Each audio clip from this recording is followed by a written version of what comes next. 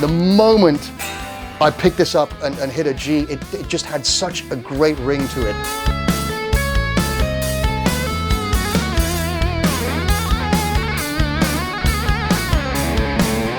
It just feels like an old guitar with the precision of a new build.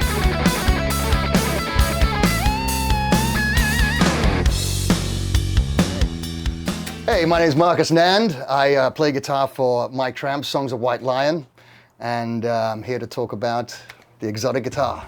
Okay, well, first of all, I've done so many shows on this guitar. It's like an old friend now, and you know, it started out aged and stuff, but I've definitely put some miles on it.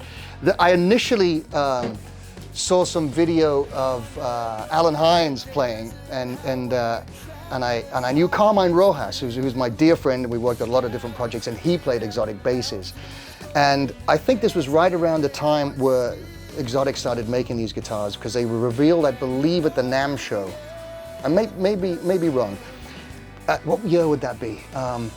Anyway, I initially fell in love with the blue and the sunburst underneath. And I wanted a guitar for that, to have a guitar with that finish. It was such a beautiful looking instrument. So I went to the factory, and as you know, and was planning on ordering that guitar, and you said, well, why don't you try a couple of these guitars that are already made and see what you think. And the moment I picked this up and hit a G, it just had such a great ring to it that I had to have it. And it's been, you know, 100 shows later, this is my main guitar. Okay, first of all, I mean, it just looks fantastic, right? I love the neck. I love the maple. Yep, the roasted maple, flame roasted maple. It feels very precise. So it feels like an older guitar, but because of the neck and I know how Xotic sets up those necks. Plec is the right. It's a very precise neck, so the intonation is always perfect as long as you know all set up and everything, and it doesn't really budge. It doesn't flex that much because it's quite a solid platform. So I love that, and I love the fact that it just feels like an old guitar with the precision of a new build. So those are the things, and I think it looks fantastic too. Okay, well, first of all, the original one is a low output PAF made by Raw Vintage, isn't it? I love that pickup. Recording, I did all the recording with that pickup because it's lower output, and I feel like you get a little bit.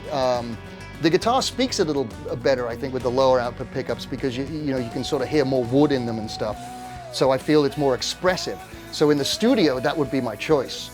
And even though with the Songs of White Lion stuff, it's quite, you know, it's that style of sort of flashy guitar playing. With the lower output pickup, you can sort of get a little bit of Rory Gallagher or Thin Lizzy in there, and I like that, right? So I put this in. This is a JB. I needed a little bit more gain to play live with, just with the sustain and things like that. So this would be a live thing. If I was going to record with it, I'd put the original back in. Yeah, these are the RV50s, which you know, sound phenomenal. That's a killer sounding neck pickup on that. And you actually own two of the guitars. Yes, I think you might be able to see the other one right there. Yeah. And is there any difference other than the fingerboard? It looks like. It's no, that's pretty much the only difference. I ordered them with the same spec.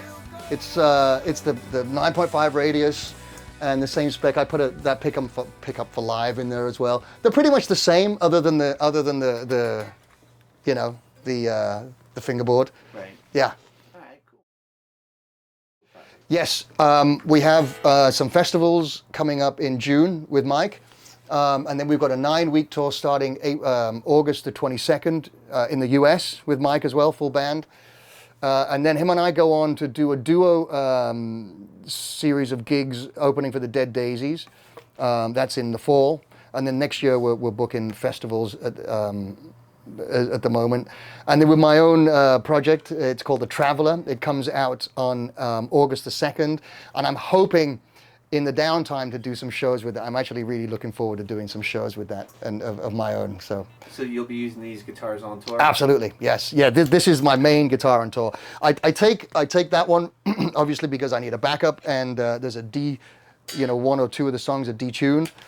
I'm considering locking this bridge and being able to detune quickly and just doing it all on one guitar. I'd still take that for a backup, but I just love the way this guitar plays so much that it's you know, it'd be a shame to not have it, and it'd be, you know, a challenge.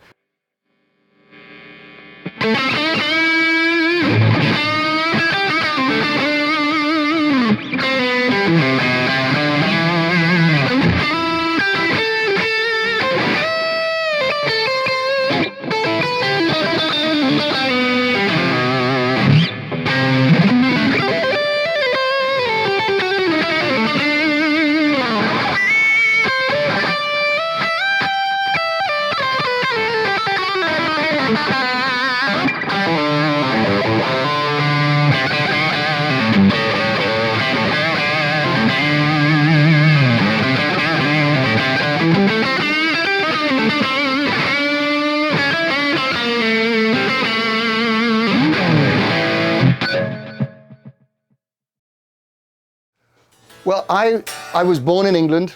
I grew up in Spain, in the south of Spain, and in a small town that was quite cosmopolitan. So I discovered a lot of people come from other places. So I discovered a lot of rock there, and also flamenco at the time, which became a really big influence of mine, and he sort of opened me up to the world music and all that stuff.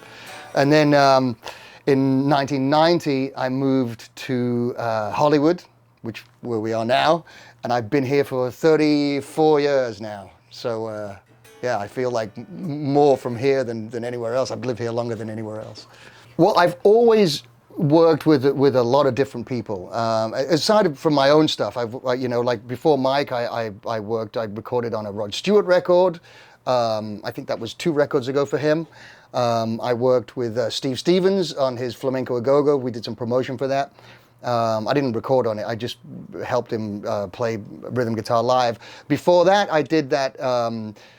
I was at his house rehearsing for that, and so and he asked me to play some rhythm guitar on the Bozier Levens and Stevens record, Situation Dangerous. So I've always been, you know, doing a lot of different things.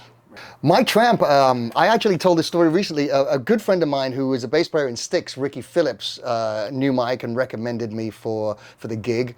And we did, you know, the countless number of auditions that you do, and you know, jumped through all those hoops, and then we were on the road in a few months, you know, in Europe. That's currently my May gig, but that was a long time ago. That was in 1993.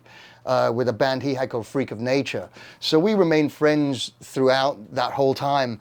And then when he decided to do this return to the White Lion songs, him and I had been playing a lot. We toured together with his solo stuff, and we did some White Lion songs in a different way. We sort of like didn't do any of the solos or anything, but I think he realized that that's what people wanted to hear. So he asked me to put together the record for him, and we did the first one, and then I produced the second one, and that's going to come out in August as well. So that's how this sort of led up to that. I finished a solo record. This guitar is on a lot of it. It's called The Traveler. It's coming out on Cleopatra Records August the 2nd. We're releasing singles leading up to that. And I'm very excited about that. It's a big deal for me to have that come out. Is it an all instrumental record? No, it's a lot of vocals. I'm singing and playing guitar, and got some great players on it. I was really sort of trying to be meticulous in the songwriting and be it not a throwaway record and just for guitar. There's a ton of guitars on there, but I was really particular about the songs and the writing and that sort of stuff.